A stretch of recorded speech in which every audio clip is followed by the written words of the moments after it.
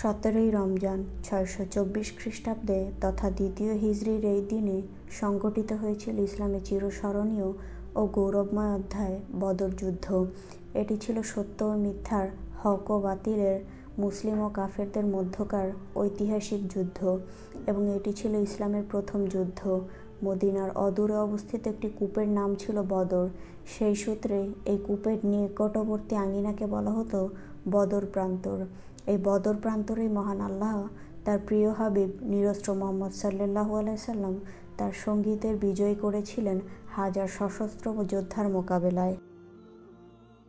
মদিনায় বইতে থাকা ইসলামের বসন্তের হাওয়া মক্কার কাফেরদের বেশ ভাবিয়ে তুলেছিল। না জানি কখন এই হাওয়া দমকা হাওয়ায় রূপ নিয়ে তাদের উড়িয়ে নিয়ে যায় কিংবা তাদের ব্যবসার পথে বাধা হয়ে দাঁড়ায়। তাই মুসলমানদের চিরতর নিশ্চিহ্ন করার জন্য অর্থ যোগান ও অত্যাধুনিক সমরাস্ত্র ক্রয় করার উদ্দেশ্যে আবু সুফিয়ানের নেতৃত্বে মক্কার একটি বিশাল বাণিজ্য কাফেলা শামে গিয়েছিল।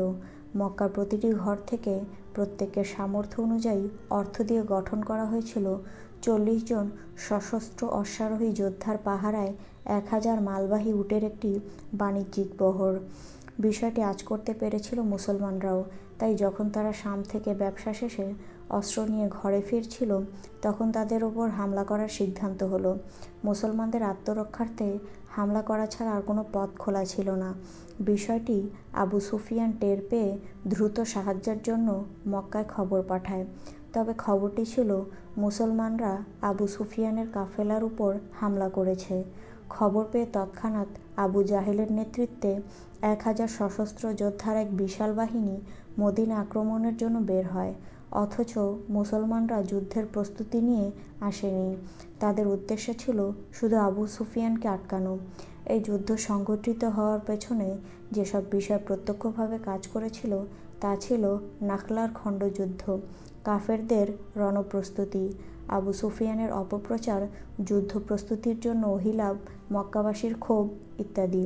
আর পরোক্ষ কারণ হিসেবে দেখা হয় মদিনা শরীফের সাফল্যজনকভাবে ইসলাম সুপ্রতিষ্ঠিত হওয়ায় কুরাইশদের হিংসা, আবদুল্লাহ বিন উবাই ও ইহুদিদের ষড়যন্ত্র, কুরাইশদের যুদ্ধের হুমকি, তাদের বাণিজ্যিক বন্ধ হওয়ার আশঙ্কা, কাফেরদের আক্রান্ত হওয়ার শঙ্কা, ইসলামের ক্রমবর্ধমান শক্তির ধ্বংস সাধন এবং রাসূলুল্লাহ সাল্লাল্লাহু আলাইহি সাল্লামকে চিরতরে নিশ্চিহ্ন করার কাফেরদের অশুভ বাসনা। বদর যুদ্ধের সিদ্ধান্ত চূড়ান্ত হওয়ার পর রাসূলুল্লাহ সাল্লাল্লাহু আলাইহি সাল্লাম পানির উৎস হিসেবে বদরের কূপের নিয়ন্ত্রণ নেওয়ার চেষ্টা করেন। সে পরিকল্পনা অনুযায়ী এগিয়ে গেলেন এবং মধ্যরাতে কূপের কাছে পৌঁছে তাঁবু ফেললেন। সাহাবারা সেখানে হাউস বানালেন এবং বাকি সব জলাশয় বন্ধ করে দিলেন। এরপর রাসূল সাল্লাল্লাহু আলাইহি সাল্লাম সেনা বিন্যাস করেন। উভয় বাহিনী পরস্পরের মুখোমুখি হলো। এ সময় রাসূল সাল্লাল্লাহু আলাইহি সাল্লাম হাত তুলে আল্লাহর দরবারে বললেন, হে আল্লাহ, কুরাইশরা পরিপূর্ণ অহংকারের সঙ্গে তোমার বিরোধিতায় এবং তোমার রাসূলকে মিথ্যা প্রমাণ করতে এগিয়ে এসেছে। হে আল্লাহ, আজ তোমার প্রতিশ্রুত সাহায্যের বড় বেশি প্রয়োজন। আল্লাহ, তুমি আজ ওদের ছিন্ন বিচ্ছিন্ন করে দাও। রাসূল সাল্লাল্লাহু আলাইহি সাল্লাম এ সময় মুসলিম বাহিনীকে কাতারবন্দি করলেন। কাতার সোজা করার পর নবী সাল্লাল্লাহু আলাইহি সাল্লাম সাহাবীদের বললেন, তার পক্ষ থেকে নির্দেশ না পেয়ে কেউ যেন যুদ্ধ শুরু না করে। তিনি সাহাবীদের সামনে নিজের যুদ্ধ পরিকল্পনা তুলে ধরলেন এবং তাদের গুরুত্বপূর্ণ নির্দেশনা দিলেন। তিনি বললেন, পৌত্তলিকরা যখন দলবদ্ধভাবে তোমাদের কাছে আসবে তখন তাদের প্রতি তীর নিক্ষেপ করবে। তীরের অপচয় যেন না হয় সেদিকে লক্ষ্য রাখবে। তারা তোমাদের ঘিরে না ফেলা পর্যন্ত তরবারি চালাবে না। এরপর নবী সাল্লাল্লাহু আলাইহি সাল্লাম হযরত আবু বকর রাদিয়াল্লাহু আনহুকে সঙ্গে নিয়ে অবস্থান কেন্দ্রে চলে গেলেন। যুদ্ধের প্রথম ইন্ধন ছিল আসওয়াদ ইবনে আব্দুল আসাদ মাখজুমি। সে ময়দানে বের হওয়ার সময় বলছিল, আমি আল্লাহর সঙ্গে ওয়াদা করেছি যে ওদের হাউজের পানি পান করেই ছাড়ব। যদি তা না পারি তবে সেই হাউসকে ধ্বংস বা তার জন্য জীবন দিব। অন্যদিকে সাহাবীদের মধ্য থেকে হযরত হামজা ইবনে আব্দুল মুত্তালিব এগিয়ে যান এবং আসওয়াদকে হত্যা করেন। তার মৃত্যুর পর যুদ্ধের আগুন ছড়িয়ে পড়ল। কুরাইশ বাহিনীর মধ্য থেকে 3 জন বিশিষ্ট যোদ্ধা বেরিয়ে এলো। তারা হলো রাবিয়ার 2 পুত্র উতবা ও সায়বা এবং উতবার পুত্র ওয়ালিদ। তাদের মোকাবেলায় আউফ, মাউজ ও আবদুল্লাহ ইবনে রাওয়া কুরাইশরা জিজ্ঞাসা করল, তোমাদের পরিচয় কি? তারা বলল, আমরা মদিনার আনসার। কুরাইশরা বলল, তোমরা অভিজাত প্রতিদ্বন্দ্বী সন্দেহ নেই, কিন্তু তোমাদের সঙ্গে আমাদের কোনো বিরোধ নেই। আমরা সংশীয় অর্থাৎ কুরাইশদের সঙ্গে লড়াই করতে চাই। তখন রাসূল সাল্লাল্লাহু আলাইহি সাল্লাম ওবায়দা ইবনে হারেস, হামজা ও আলী রাদিয়াল্লাহু আনহুকে এগিয়ে যাওয়ার নির্দেশ দিলেন। তারা তিনজনই নিজ নিজ প্রতিদ্বন্দ্বীকে হত্যা করেন। তবে হযরত হারেস রাদিয়াল্লাহু আনহু উতবার দ্বারা আঘাতপ্রাপ্ত হন। এভাবেই সর্বাত্মক যুদ্ধ শুরু হলো। কিছুক্ষণের মধ্যেই অমুসলিম বাহিনীর ব্যর্থতা ও হতাশার লক্ষণ স্পষ্ট হয়ে উঠল। মুসলমানদের প্রবল আক্রমণে তারা ছত্রভঙ্গ হয়ে পড়ল। যুদ্ধের পরিণাম হয়ে উঠল সুস্পষ্ট। অন্যদিকে রাসূল আকরাম সাল্লাল্লাহু আলাইহি সাল্লাম মুসলিম বাহিনীকে উদ্দীপ্ত করলেন এবং তাদের সাহসিকতার সঙ্গে যুদ্ধ করার নির্দেশ দিলেন। তিনি আল্লাহর পক্ষ থেকে সাহায্যের সুসংবাদ দিলেন। আল্লাহ তাআলা মুসলিম বাহিনীর সাহায্যে ফেরেশতা প্রেরণ করলেন। আল্লাহর সাহায্য ও মুসলিম বাহিনীর বীরত্বের কাছে দাম্ভিক কুরাইশদের করুণ পতন হলো।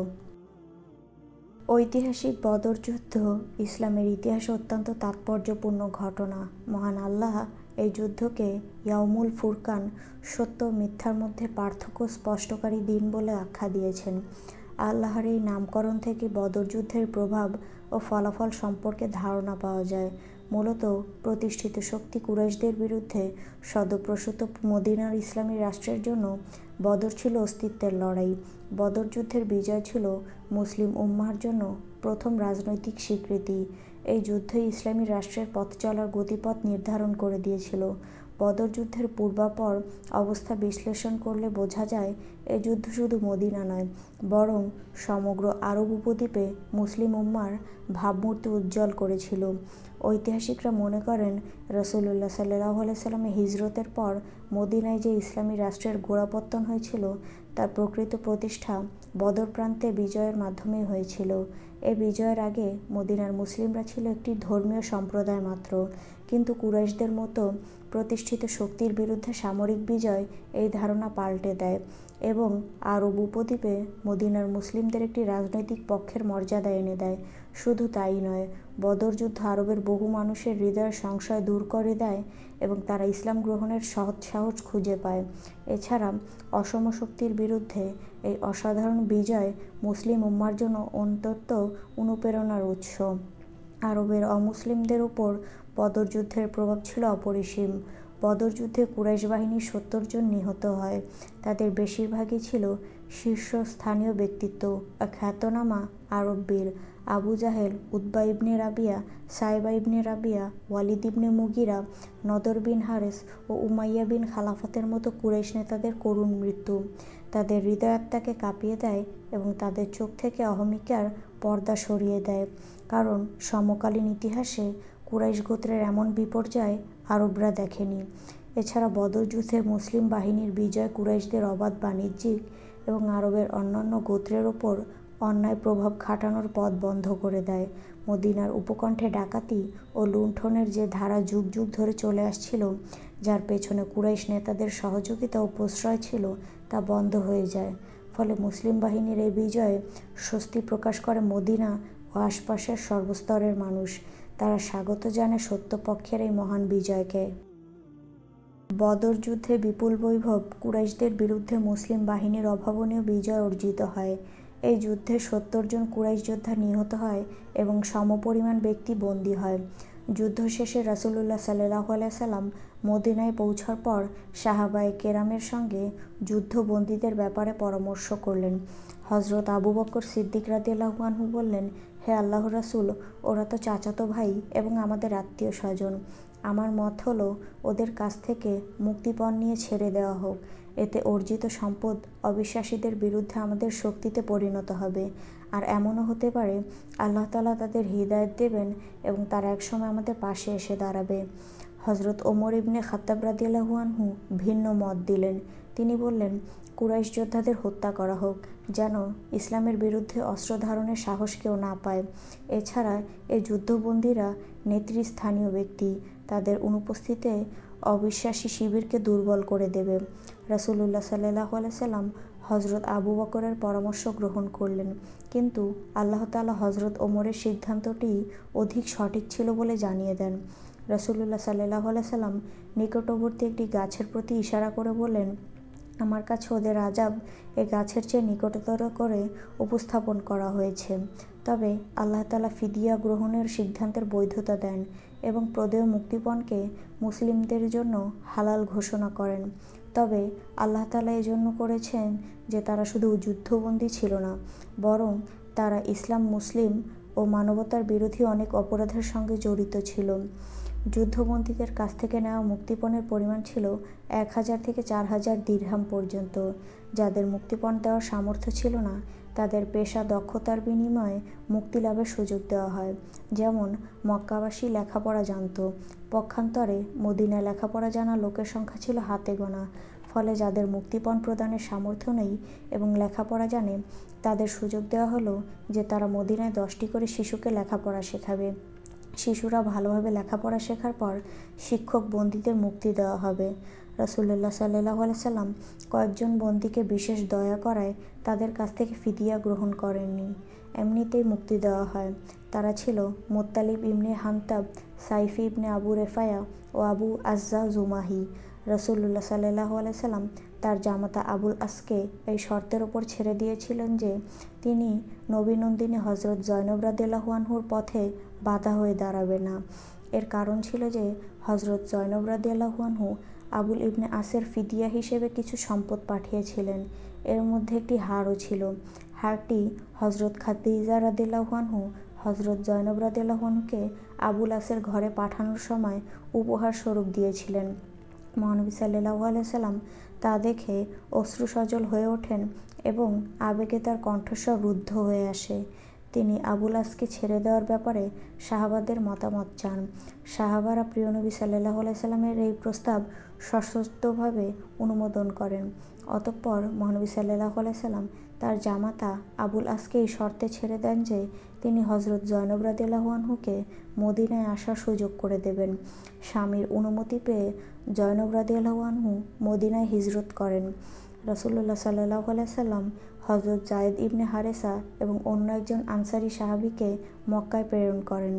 তাদের বলা হয়, তোমরা মক্কার উপকণ্ঠ অথবা জাজ নামক জায়গায় থাকবে। হজরত জয়নব রাদিয়াল্লাহু আনহু তোমাদের কাছ দিয়ে যখন যেতে থাকবেন তখন তাকে সঙ্গে নিয়ে আসবে। এই দুজন সাহাবী মক্কা গিয়ে হজরত জয়নব রাদিয়াল্লাহু আনহুকে মদিনায় নিয়ে আসেন। হজরত জয়নব রাদিয়াল্লাহু আনহুর হিজরতের ঘটনা অনেক দীর্ঘ এবং মর্মস্পর্শী। বদর যুদ্ধ ইসলামের ইতিহাসে গৌরবোজ্জ্বল এক অধ্যায়, যা অসত্যের বিরুদ্ধে আজন্ম সংগ্রামের অনন্ত অনুপ্রেরণা। শুধু ইসলামের ইতিহাসে নয়, বরং মানবজাতির ইতিহাসে এটা অনন্য এক ঘটনা।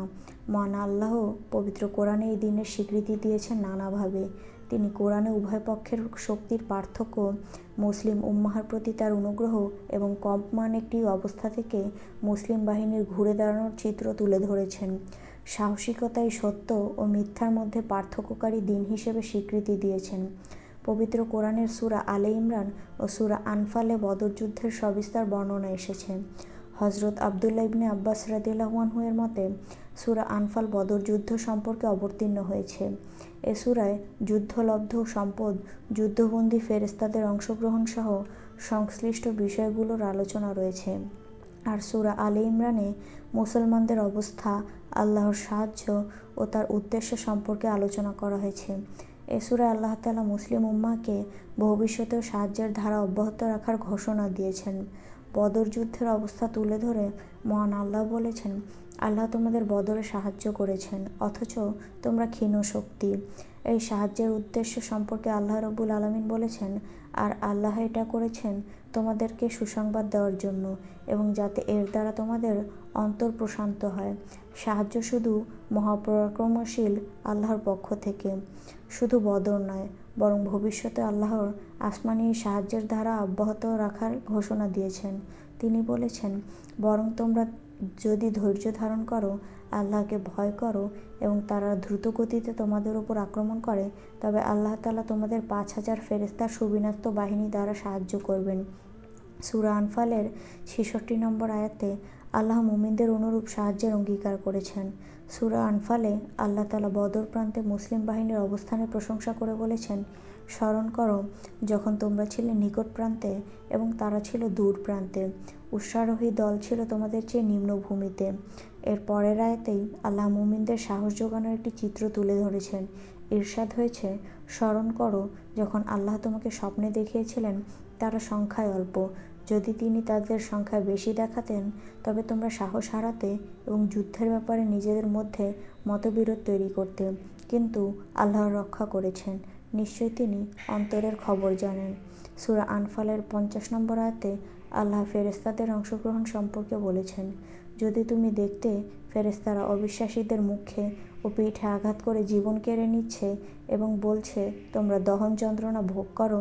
একই সূরার 67 থেকে 71 নম্বর আয়াত পর্যন্ত আল্লাহ তাআলা যুদ্ধবন্দীদের সম্পর্কে আলোচনা করেছেন। এই আয়াতে অর্থের বিনিময়ে বন্দীদের ছেড়ে দেওয়ার সিদ্ধান্তের সমালোচনা করা হয়, তবে পরের আয়াতে এই সিদ্ধান্তের বৈধতাও দেওয়া হয়। যুদ্ধবন্দীদের ব্যাপারে বলা হয়, যদি তাদের উদ্দেশ্য ভালো হয় তবে আল্লাহ উত্তম প্রতিদান দেবেন, আর যদি তাদের উদ্দেশ্য মন্দ হয় তবে আল্লাহ মুমিনদের মাধ্যমে তাদের উপযুক্ত শাস্তি দেবেন। সর্বোপরি বলা যায়, এই দুই সূরায় আল্লাহ তাআলা বদর যুদ্ধের সংক্ষিপ্ত চিত্র তুলে ধরেছেন।